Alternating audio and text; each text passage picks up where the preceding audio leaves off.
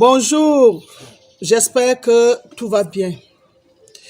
Par rapport à la panique que vous êtes victime depuis que ces vérités vous sont données, je voudrais bien que vous vous calmez. Lorsque hier, j'ai donné les explications sur la prière Notre Père, je croyais que vous étiez déjà bien mûrs pour pouvoir recevoir la vérité.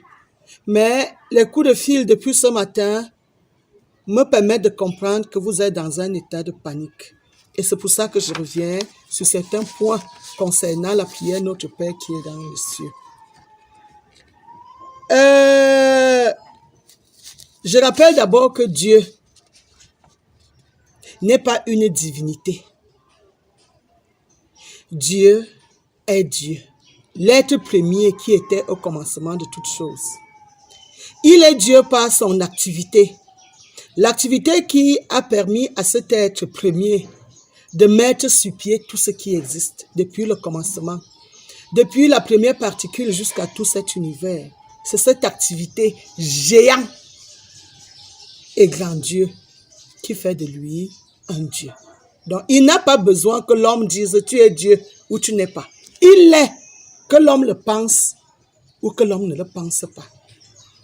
Il est Dieu, que l'homme l'accepte ou que l'homme ne l'accepte pas.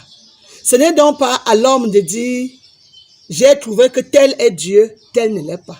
Non, Dieu s'exprime par son activité et par sa façon d'être. Alors, il remplit son univers, c'est ça qui fait de lui l'omniprésent.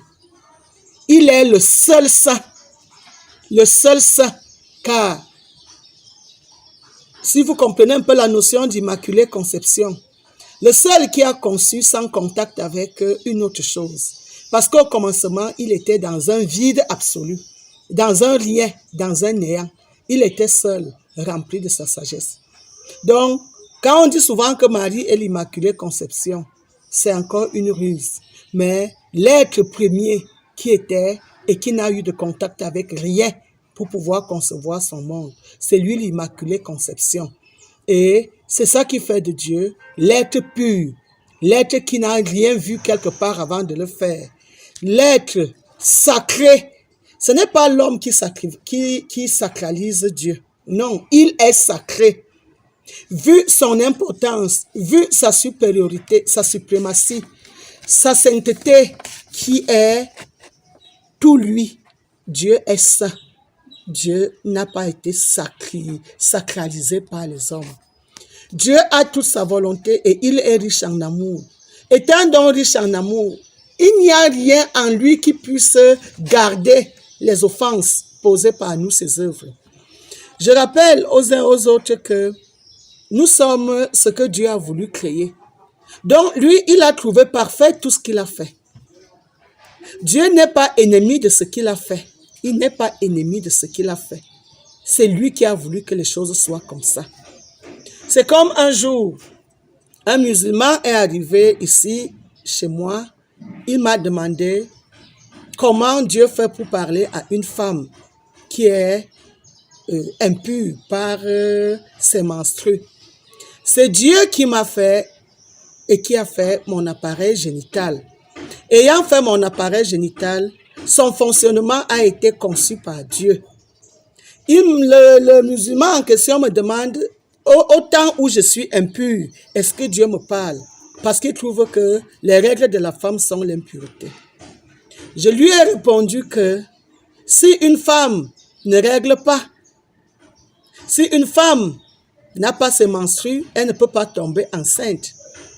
Et que c'est l'ignorance qui le fait penser que les règles d'une femme sont une impureté, car c'est à partir de l'ovule de sa mère que lui-même a pris vie. Si donc ce qu'il a fait être est impur, lui-même est impur, incomptable de foi. Donc le Dieu qui m'a fait n'a pas besoin de me demander si je suis pur, si je ne le suis pas. Il m'a fait et il connaît mon état.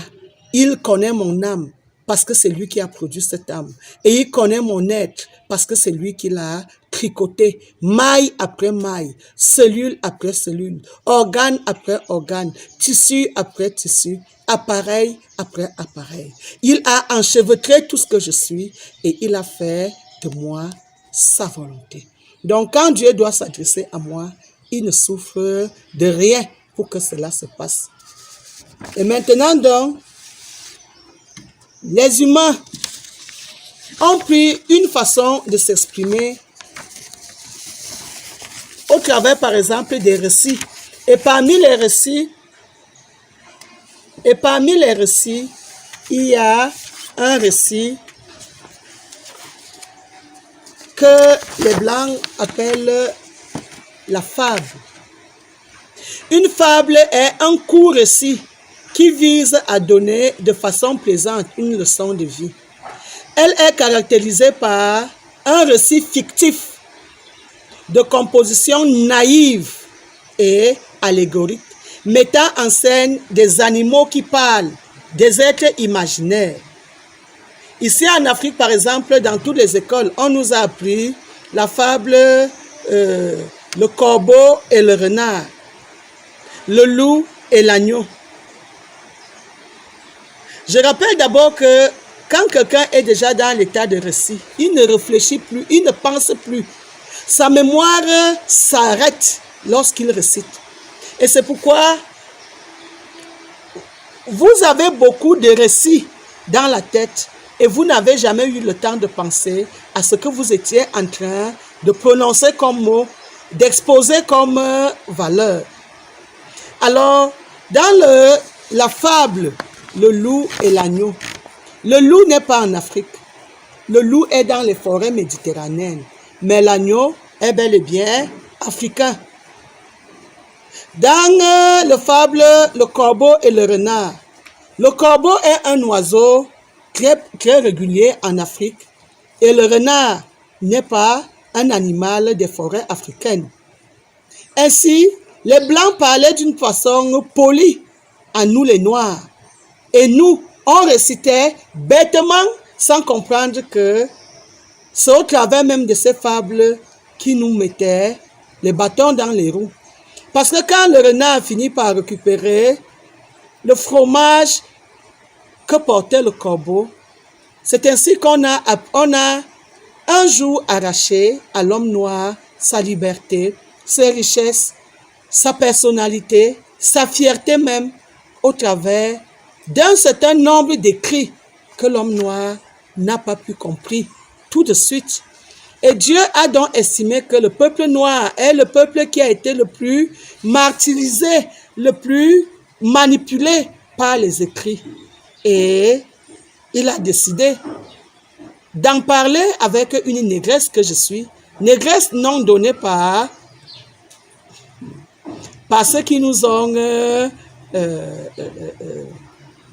chosifiés. Non, nous ne sommes pas des nègres. Nous sommes des dorés à cheveux noirs. Et quand nous sommes ces dorés à chevelure noire, être doré, c'est plutôt l'une des plus belles couleurs qui existent.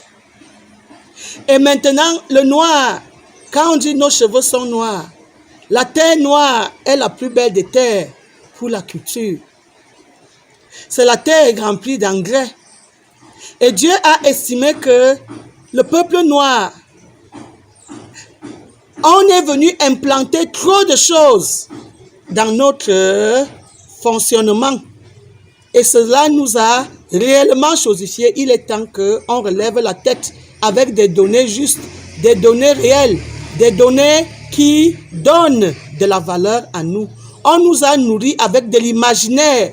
Et dans l'imaginaire, nous nous sommes baladés dans un monde qui n'existe pas. Il est temps d'atterrir sur pied et de regarder les choses telles qu'elles sont, de pouvoir les apprécier et de regarder le Dieu auteur de ce qui est avec beaucoup plus de respect et de maturité. Sortons du monde imaginaire. Nous ne sommes pas une imagination. Nous sommes une réalité. Et cette réalité est sur pied. Et le Dieu qui nous a rendus réels est lui-même réel. Il n'est pas perdu. Quand on se met par exemple à dire « Bonjour tel », je vous salue Marie, je vous salue Marie, je vous salue Marie, je vous salue Marie. Tu ne peux pas saluer une même personne incontable de fois. Et là, cette manie de nous faire répéter une chose, une multitude de fois, cela a endormi l'âme de l'être humain au point où la réflexion est allée loin. Il est devenu une chose qu'on manipule avec beaucoup de facilité. Mais l'heure de retrouver la conscience telle qu'elle est, le réveil de la conscience des Noirs, le réveil de la conscience de la femme, le réveil de la conscience de l'humanité. Nous sommes une fierté pour celui qui nous a fait. Nous ne sommes pas une honte. Avoir la femme était déjà tellement diminuée pour ce qu'on a fait d'elle. Mais aujourd'hui, Dieu veut que nous relevons la tête et que nous comprenons que nous sommes des êtres humains comme tout le monde.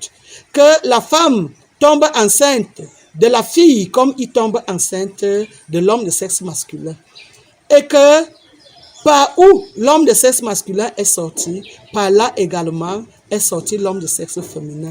Que nous tous, nous avons été allaités par les seins de nos mamans et que nous tous, nous sommes dans la même société.